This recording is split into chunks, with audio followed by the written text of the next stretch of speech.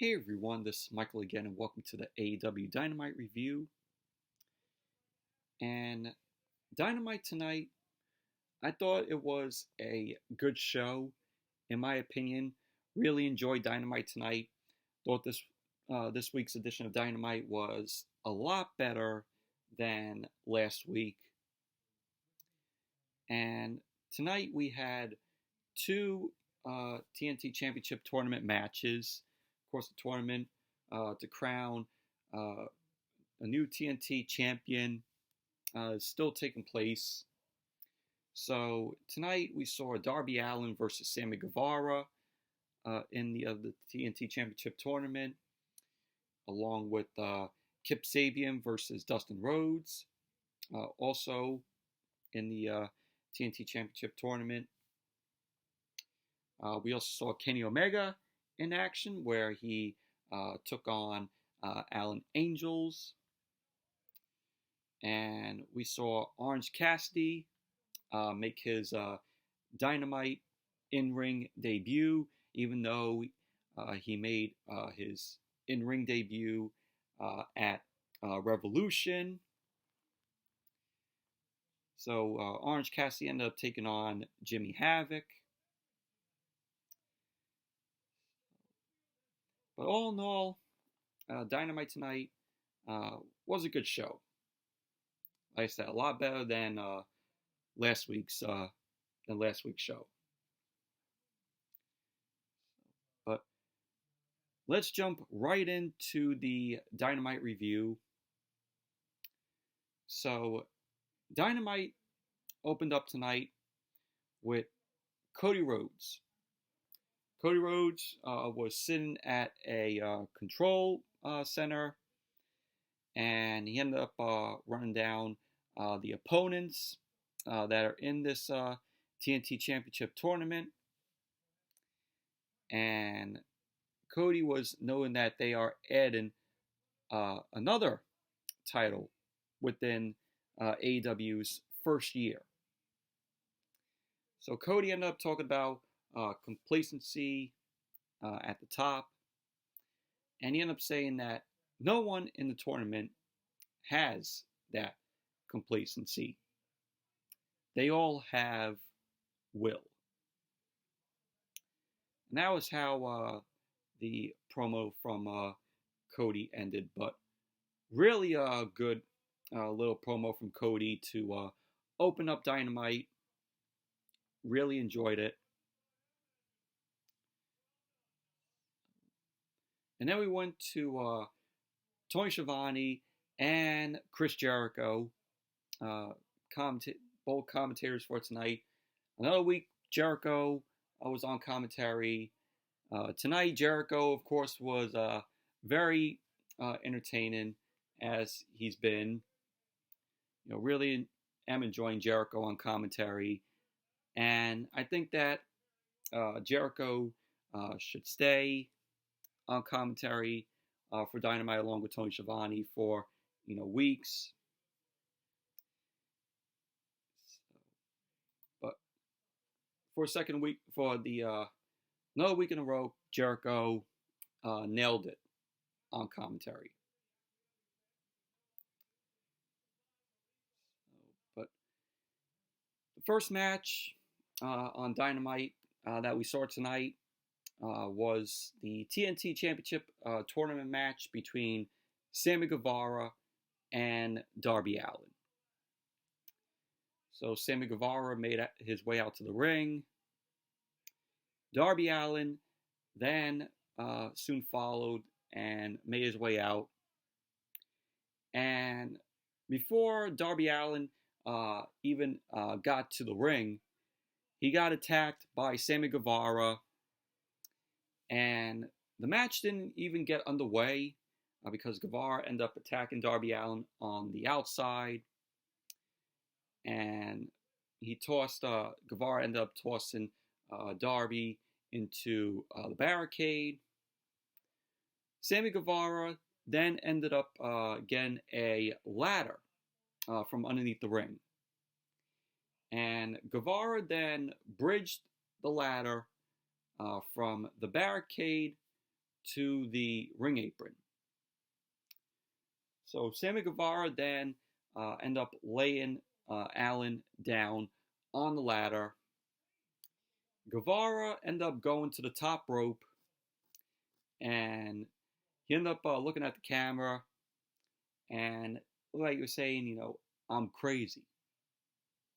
So then he jumped from the top, laid a splash straight down on top of Darby Allin on the ladder. And that spot from Guevara from the top where he did the splash onto the ladder was insane. So he did that splash. He went back first. I mean, it was a really insane spot from Guevara. So because of that, we saw the physician checking on Darby Allin. And then Dynamite went to commercial. And then when Dynamite came back from the commercial, Darby Allin was still laid out after taking that big splash from Guevara. So Guevara then ended up picking up Darby Allin, tossed him into the ring. The match finally got underway. So Darby Allin ends up getting put up onto the top rope. And Darby Allin rips off Guevara's boot. And this was a really cool spot in this match where Darby Allin ended up applying a reverse ankle lock to Guevara. I thought that was a really cool spot. And Darby Allin ended up doing a chop block, ended up doing some headbutts to Guevara's ankle. Guevara then ended up booting Darby Allin. He ended up hitting a springboard cutter. And then we see, looked like Darby Allin was bleeding. And Guevara was out on the floor. Darby Allin ended up going for a suicide dive to Guevara, but didn't get it because Guevara ended up moving out of the way. Darby Allin ended up crashing into the barricade. And Guevara ends up putting Darby Allin back into the ring. Guevara ended up climbing up to the top rope, ended up delivering a 630 senton to Darby Allin. And at the end of the match, Guevara ended up looking to going for a knee to Darby Allin. But Darby Allin ended up countering that. He countered that into the Last Supper. And that was that. Darby Allin ended up getting the win. And he advances to the semifinals in the TNT Championship Tournament. He will get to face Cody. He'll get to face Cody Rhodes. But all in all, good match from Darby Allin and Sammy Guevara. A lot of really cool spots that we saw in this match. From Guevara, ended up doing that splash from the top onto the ladder to Darby Allin, and Darby Allin applying a reverse ankle lock. Really cool spots here.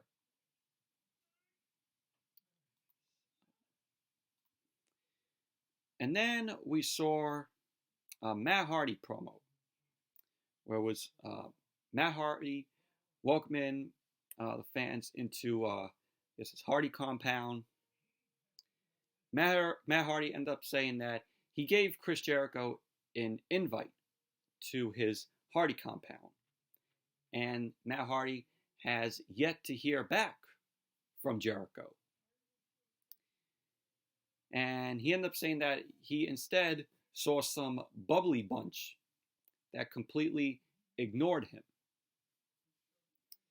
So Matt Hardy then throws out an invite for Sammy Guevara to come to the Hardy compound to do Jericho's dirty work.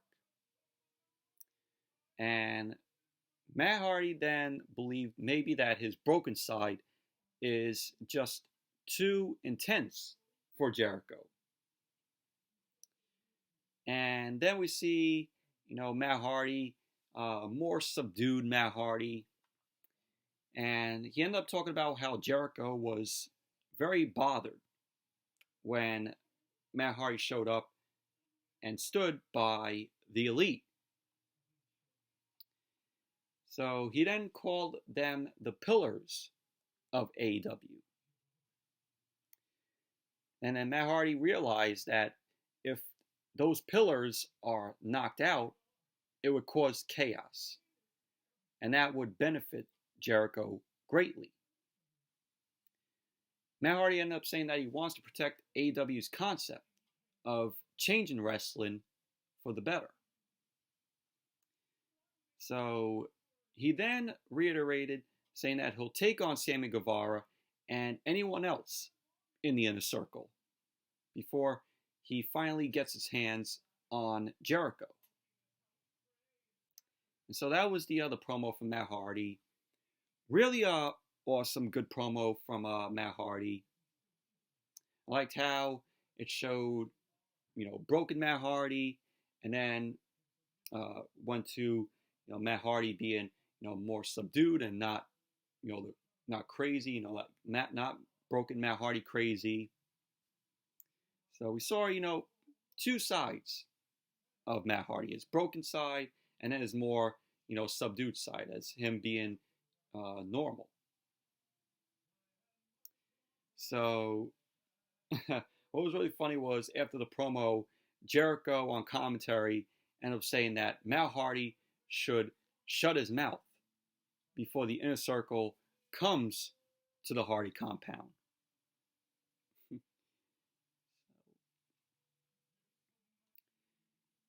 And then we saw Kenny Omega in action. Kenny Omega ended up taking on Allin Angels. And this was a pretty decent match from the both of them.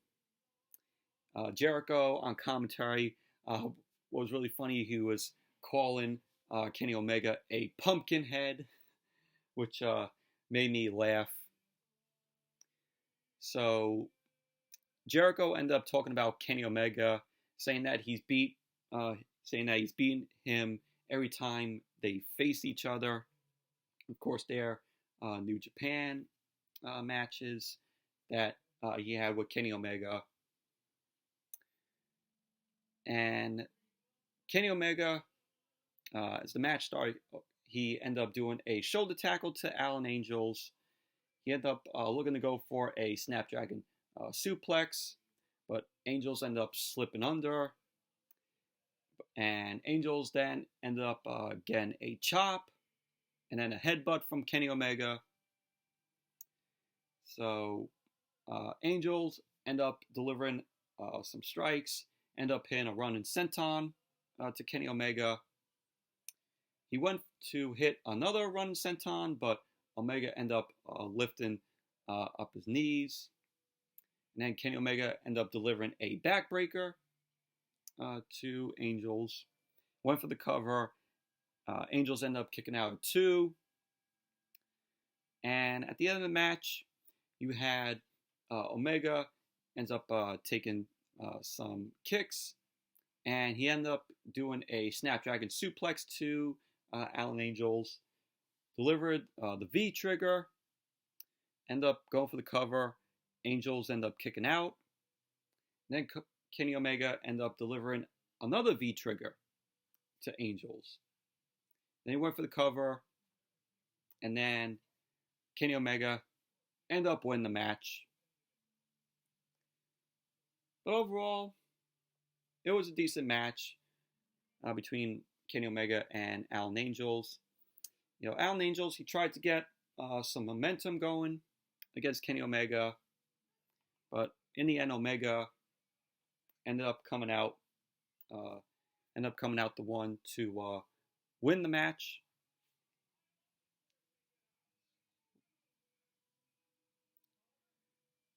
And then we had Scorpio Sky deliver a great promo where Scorpio Sky talking about his journey to AEW.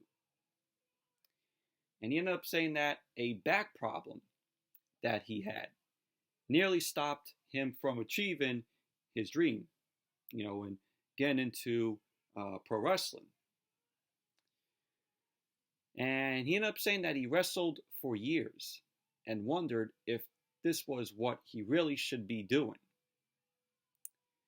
And he ended up saying that he decided to give it one more shot. And that's when he formed SCU with Christopher Daniels and Frank Kazarian. And that was a promo from Scorpio Sky. But it was a really great promo from Scorpio Sky. Very well done promo. Liked how the way that it was done.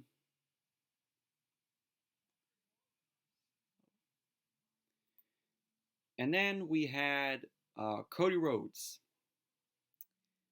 Cody Rhodes was listening to a message from Dustin Rhodes about the TNT Championship Tournament.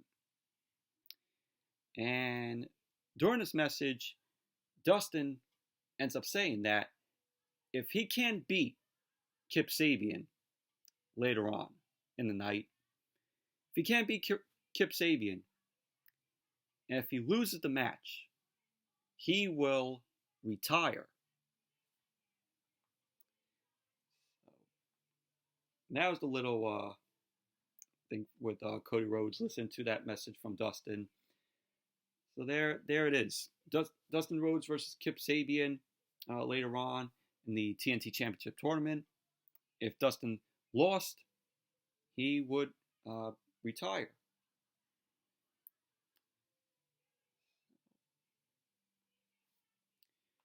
And then we had Orange Cassidy versus Jimmy Havoc. And they said on commentary that, this is Orange Cassidy's, freshly squeezed Orange Cassidy's in-ring debut on Dynamite. But he made his in-ring debut at Revolution. So Jimmy Havoc ended up attacking Orange Cassidy, ended up beating him up. He ended up taking Orange Cassidy's jacket off, tossed it to Penelope Ford, who was in the crowd. She ended up stomping on it. Havoc and then ended up taking Cassidy's shirt off, and he was shown choking Orange Cassidy with the shirt. And Cassidy ended up getting thrown into the barricade from Jimmy Havoc. Havoc then delivered a vertical suplex to Orange Cassidy on the floor. And he was laying chops to Orange Cassidy's chest. And then later on, you had Havoc end up running into big boots from Orange Cassidy, but he hits a uppercut and a Death Valley driver and another uppercut. End up kicking out. Orange Cassidy end up kicking out. Havoc was shown biting Orange Cassidy's fingers, which was crazy, which looked crazy. So he then put them in Orange Cassidy's pockets. Of course, Orange Cassidy is known to put his hands in his pockets, making himself look cool. So Havoc ends up throwing a punch to Orange Cassidy. Orange Cassidy end up ducking, end up delivering a suicide dive on the floor, and went back into the ring. Cassidy ended up delivering a flying crossbody and a tornado DDT on Havoc. Havoc ended up kicking out. So Cassidy ended up, dropping them. He ended up putting Havoc on the top rope. And there was a shot in the match where Cassidy ended up delivering a Superman punch to Jimmy Havoc. And we had Penelope Ford. Penelope Ford ended up climbing up on the ring apron. Chuck Taylor ended up telling her to get down from the apron. She ended up going to kick Chucky T. He ends up catching it, throws it down, and she just, goes down from the ring apron into a split. Kip Sabian ended up getting involved, ended up delivering a big senton to clear out the best friends, Chucky T and Trent. Penelope Ford ended up leaping off of the top rope. And then we see Orange Cassidy gets the roll up on Jimmy Havoc. And there you go. Orange Cassidy ended up winning the match. Post-match, Jimmy Havoc and Kip Sabian, they end up trying to beat down on Orange Cassidy. But Chucky T and Trent end up chasing them off. And that was basically that. All in all, Orange Cassidy versus Jimmy Havoc was a decent match. It was an enjoyable match.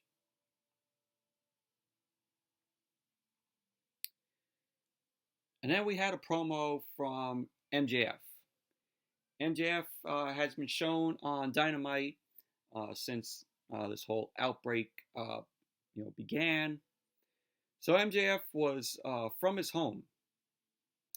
MJF ended up talking about today's depressing times. And he then says it's because he hasn't been wrestling on Dynamite. MJF ended up saying that while throwing his cash while gambling, he sustained a severe hangnail. So MJF was shown wearing a sling, and his pinky was wrapped up. And he ended up saying that when he's healthy, he'll be back and is coming for the AEW World Championship. So there you go. We finally got, reason as to why MJF is not competing on Dynamite. So looks like he's gonna be out for a while.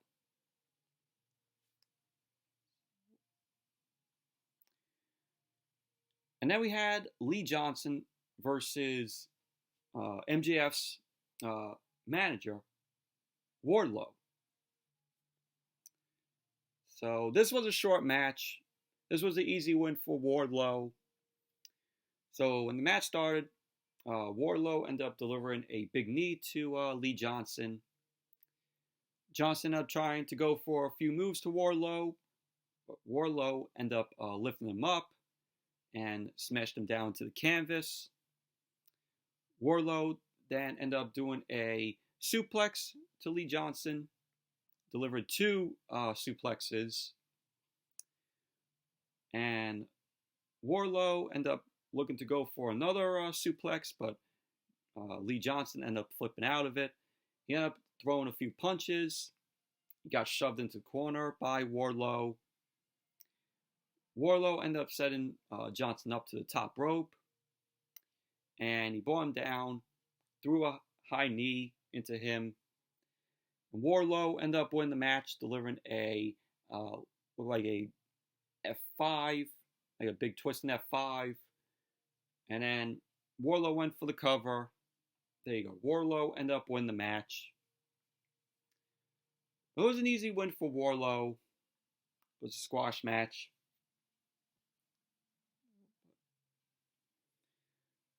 Moving on. we see someone was looking at an article of a trophy winner getting injured. And this someone was shown drinking some beers, and he ends up going to the Dark Order's website to join. So then it cut to Brodie Lee talking with this guy. Brodie Lee ended up saying that he knows his frustrations. And Brodie Lee ends up asking the guy how tall he is and how much he weighs. Brodie Lee ended up saying that he was informed the guy sounded like a hard worker, but hadn't broken through. He ended up saying that he wants to offer the guy success, the power, and the strength in numbers. So Brodie Lee ended up saying that the group are the lions of AEW, that the Dark Order are lions. So he ends up sliding over a mask and ends up telling the person they are in the group. So this certain someone, I may be wrong on it, but it would be cool. Now that Eric Rowan is released from WWE, would it be cool to see Eric Rowan part of the Dark Order along with Brodie Lee? I mean, get both of them back together. In WWE they were a tag team. Brodie Lee, when he was known as Luke Harper, and Eric Rowan, they were once part of the Wyatt family. They were once known as the Bludgeon Brothers, which went nowhere. But would it be cool that if AEW got to sign Eric Rowan, and we get to see Eric Rowan join the Dark Order and be back with Brodie Lee? That would be cool. That would be awesome. But my prediction, may be wrong on this. This certain someone might be Eric Rowan.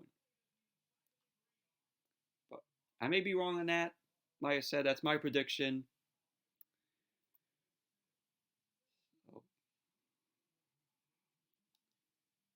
And then we had Justin Law versus Brodie Lee. Brodie Lee was in action tonight on Dynamite. And this was a short match.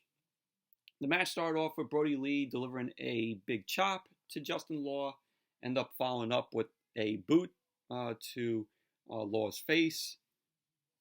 Brodie Lee then delivered a suplex and then a overhead release suplex to Law. Ended up chopping Law into the corner, delivering a back elbow.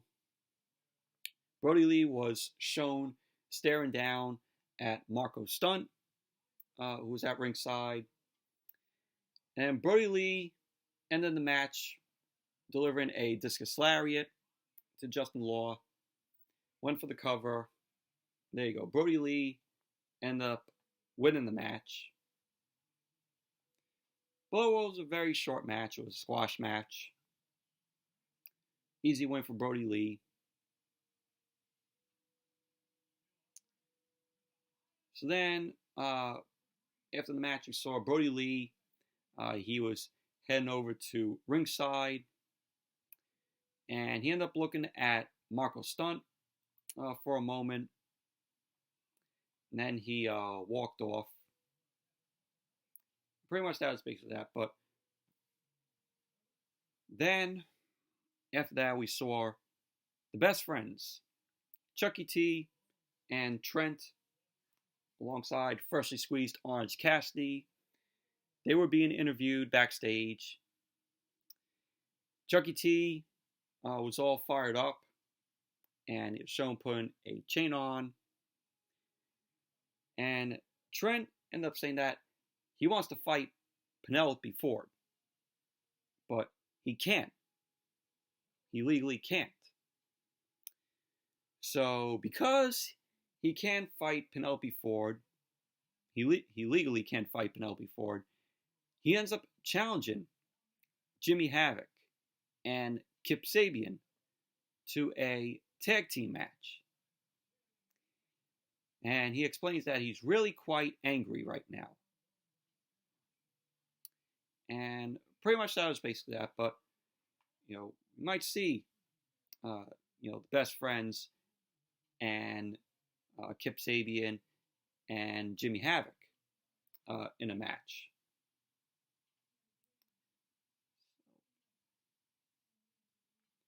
That should be, taking place soon.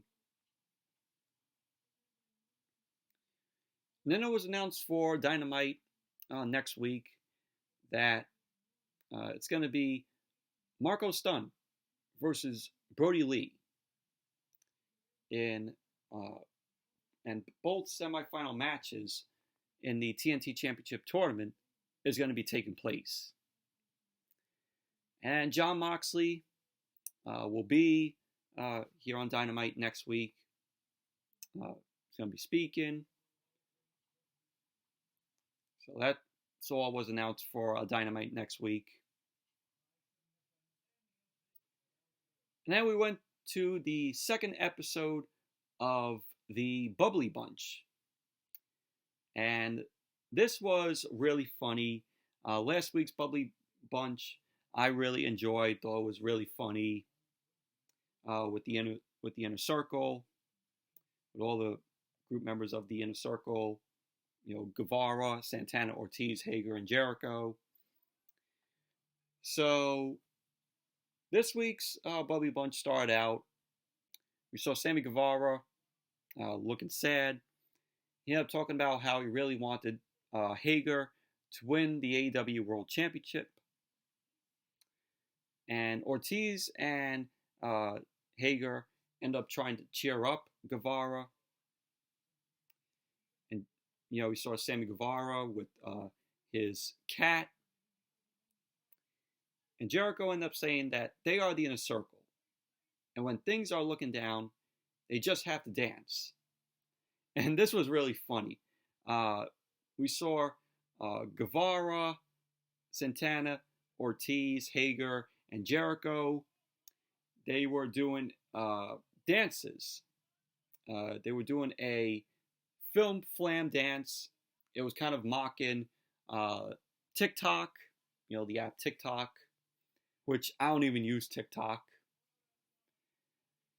So it was really funny. Jericho was doing some moves, and Jericho, doing the moves. It's it's a thumbnail to the video here, and the winner of the dance of the the film flam dance, the winner got a small bottle of hand sanitizer, which came from a Walgreens, which was funny because it showed Walgreens on the front of the sanitizer. So Sammy Guevara ended up adding a bunch of new moves, and Jericho, Santana, Ortiz, and Hager end up liking it. Excuse me, my notes got all mixed up here, but Santana, Ortiz, and Hager end up liking it, except for Jericho. And Jericho, he didn't like it. He ended up calling Guevara a show-off. And Jericho says to Guevara, he begrudgingly wins. So Guevara ended up winning and gets the bottle of hand sanitizer.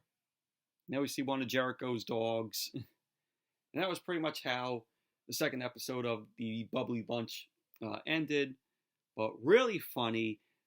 Really liked how this was done. Hopefully they continue this Bubbly Bunch because it's highly entertaining with these guys from the inner circle. Hopefully there's one next week. I would look forward to it and enjoy more what they do.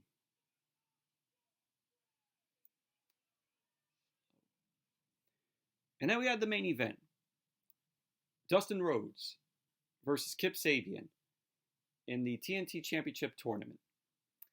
And if Dustin ends up losing this match, he will retire. So both Dustin and Kip Sabian came out. Kip Sabian, of course, came out with Penelope Ford. Dustin Rhodes ended up coming out with Brodie Rhodes. And Dustin ended up wanting a handshake from Kip Sabian. Sabian ended up not shaking Dustin's hand. So, match got underway. It was back and forth between the both of them. Dustin ended up delivering a uppercut to Sabian, followed by an arm drag. Sabian ended up working his way back into the match, delivered a kick, went for the cover. Dustin ended up kicking out. And was shown on the outside. Penelope Ford got involved. She ended up choking Dustin for a moment. Brodie Rhodes then ended up making her way over. Penelope Ford ended up stopping, choking Dustin. Kip Sabian ended up trying to go for another cover. Dustin ended up kicking out. Dustin ended up going for a kick to Kip Sabian, but he ended up missing. Got caught up on the ropes. And Kip Sabian ended up going to work on Dustin's leg, which was banged up. Sabian then launched Dustin across the ring, ends up delivering a drop kick. And he went for the cover. Dustin ended up kicking out. And later on, we saw Dustin end up laying a power slam, a spinning power slam on Kip Sabian. Went for the cover. Sabian ended up kicking out. And we saw Kip Sabian end up punching away at Dustin's face. Referee had to pull him off. And Brodie Rhodes was shown stopping Penelope Ford from getting into the ring. Penelope Ford ended up jumping in. And Brodie ended up coming in.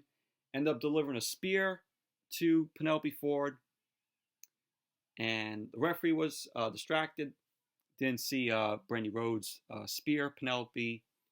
So because of the spear, Penelope ended up rolling out of the ring. Kip Sabian ended up going back to Dustin. Dustin Rhodes ended up winning the match, delivering a code red on Kip Sabian. So there you go. Dustin Rhodes ended up winning the match. He advances in the tournament, and he will get to face Lance Archer next in the tournament. So there you go. Well, no, it was a good match between Dustin and Kip Sabian. It was very enjoyable. And, the outcome, you all know that Dustin was going to win it. There was no chance that they would make Dustin retire.